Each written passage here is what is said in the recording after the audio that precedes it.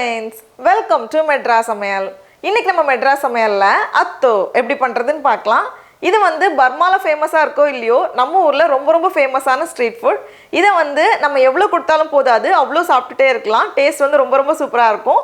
இது பண்றதுக்கு ஃபர்ஸ்ட் வந்து நம்ம பேஜோ தயார் பண்ணிடலாம். இது வந்து கிட்டத்தட்ட நம்ம தட்டு வடை மாதிரி தான். அதுக்கு நான் இன்னைக்கு 1/2 கப் கடலை பருப்பை 4 மணி நேரம் போல தண்ணியில ஊற வச்சிருக்கேன். இந்த மாதிரி நல்லா ஊறினதுக்கு அப்புறமா இதுல இருந்து ஒரு 3/4 போல எடுத்து நம்ம மிக்ஸில மாத்திரலாம். கூடவே 2 பல் பூண்டு, ஒரு காஞ்ச மிளகாய் சேர்த்துட்டு கொஞ்சமா தண்ணி சேர்த்து இதை வந்து நம்ம நல்லா அரைச்சு வச்சிடலாம். ஃபர்ஸ்ட் அரைச்சாச்சு. இப்போ ஒரு பவுல்ல 1 கப் அரிசி மாவு, கூடவே நம்ம அரைச்சு வச்சிருக்க அந்த கடலை பருப்பு, அப்புறமா நம்ம முழுசா வச்சிருக்கோம்ல அரைக்காம அந்த கடலை பருப்பு, கடைசியா தேவையான அளவு உப்பு எல்லாத்தையும் சேர்த்துட்டு தேவையான அளவு தண்ணி, கொஞ்சம் நிறைய தண்ணி தேவைப்படும், கொஞ்சம் தண்ணியா தான் இருக்கும். இது பாருங்க இந்த பதத்துல இருக்கணும். இந்த அளவுல நமக்கு வந்து நிறைய வடை கிடைக்கும். இதை வந்து நம்ம ஸ்நாக்கா கூட பரிமாறிக்கலாம். அதனால நான் வந்து நிறைய செய்ய போறேன். அப்படி இல்லைன்னா இதை வந்து நம்ம பாதியா குறைச்சிக்கலாம். இப்போ ஒரு பேன்ல கொஞ்சமா எண்ணெயை சூடு பண்ணிட்டு இதுல இருந்து ஒரு கரண்டி எடுத்து ஊத்திட்டு நல்லா பொரியணும். எல்லாமே நல்லா பொரிஞ்சு நல்லா அந்த கோல்டன் கலர் வந்திருக்கு. பபிள்ஸ் எல்லாம் நல்லா அடங்கினதுக்கு அப்புறமா இதை எடுத்து வெளியே வச்சிடலாம். அப்போதான் நல்லா மொறுமொறுன்னு இருக்கும். அடுத்தது நம்ம வேர்க்கடலையும் பொட்டுக்கடலையும் வச்சு ஒரு பவுடர் மாதிரி தயார் பண்ணி வச்சிடலாம். அது வந்து அத்தோவுக்கு நல்ல டேஸ்ட் கொடுக்கும். 2 டேபிள் ஸ்பூன் வேர்க்கடலை, இது வந்து கிட்டத்தட்ட ஒரு 10-12 போல கடலை. அதை வந்து லைட்டாக நம்ம வறுத்துடலாம். அதுக்கப்புறமா தேவைப்பட்ட அந்த தோல் எடுத்துடலாம்.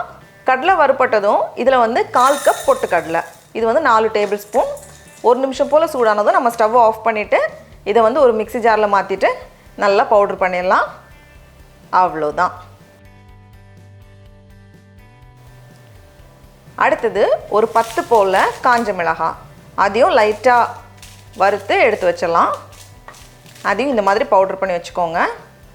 இது ரெண்டும் ரெடியாக இருக்குது. அடுத்தது அத்தோவுக்கு நம்ம மீதி பொருட்கள்லாம் தயார் பண்ணி வச்சிடலாம். ஒரு எலுமிச்சப்பழம் சைஸ் புளியை கொஞ்சமாக தண்ணி சேர்த்து ஒரு 15 நிமிஷம் போல் ஊற வச்சுருக்கேன். இப்போ அதை வந்து புளிஞ்சு நம்ம வந்து ஜூஸ் எடுத்து வச்சிடலாம். ரொம்ப தண்ணி சேர்க்காதீங்க, கொஞ்சம் கெட்டியாக தான் இருக்கணும். ரெடியாக இருக்குது. அடுத்தது நமக்கு வந்து உப்பு தண்ணி வேணும். கொஞ்சமாக உப்பு, கூடவே கொஞ்சமாக தண்ணி சேர்த்து இதை வந்து நம்ம கலந்து வச்சிடலாம். அடுத்தது நமக்கு பொரிச்ச வெங்காயமும் பொரிச்ச பூண்டும் வேணும்.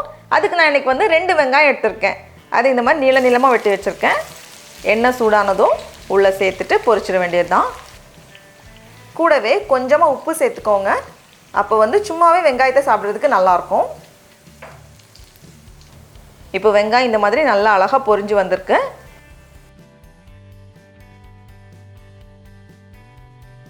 அதுக்கப்புறமா ஒரு முழு பூண்டு, அதை வந்து ரொம்ப சின்னதாக வெட்டி வச்சுருக்கேன். அதையும் உள்ளே சேர்த்துட்டு மிதமான சூடில் இருக்கட்டும். ரொம்ப அதிகமான சூடில் இருந்துச்சுன்னா பூண்டு டக்குன்னு கரிஞ்சிரும்.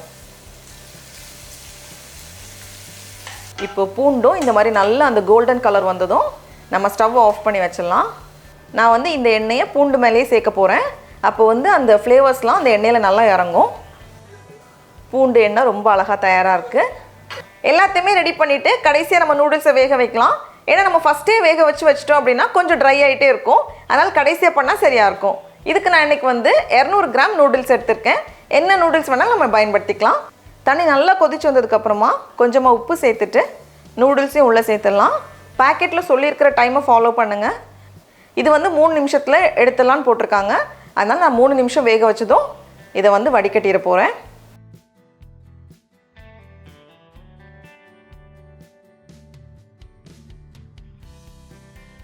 வடிகட்டியாச்சு.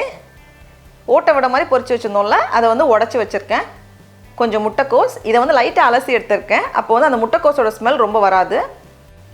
ஒரு வெங்காயம், கொஞ்சம் மல்லி இலை, நம்ம பவுட்ரு பண்ணி வச்சுருக்க பொட்டுக்கடலையும் வேர்க்கடலையும், பொரிச்ச வெங்காயம், பூண்டும் எண்ணெயும், உப்பு தண்ணி, புளி தண்ணி, மிளகாய்த்தூள், அப்புறமா 4 முட்டை எடுத்துருக்கேன்.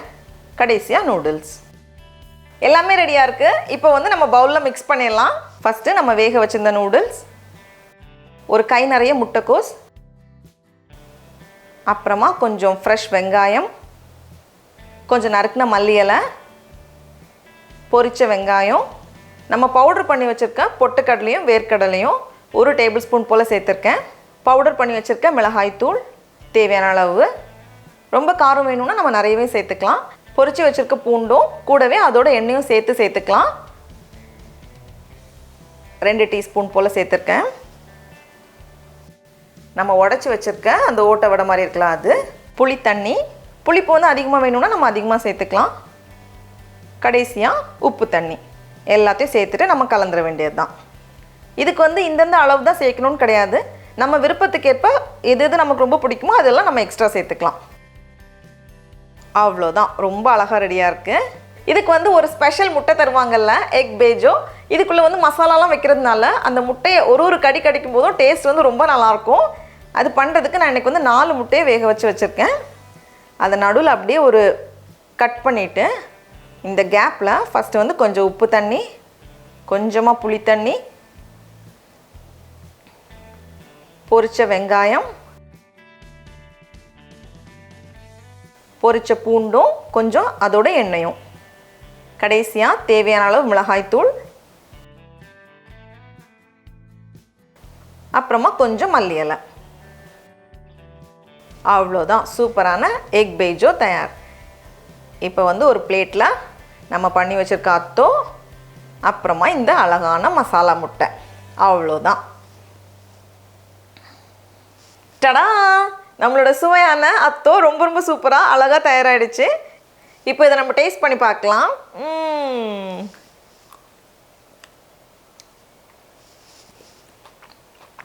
ரொம்ப சூப்பராக இருக்குது இந்த மசாலா முட்டை.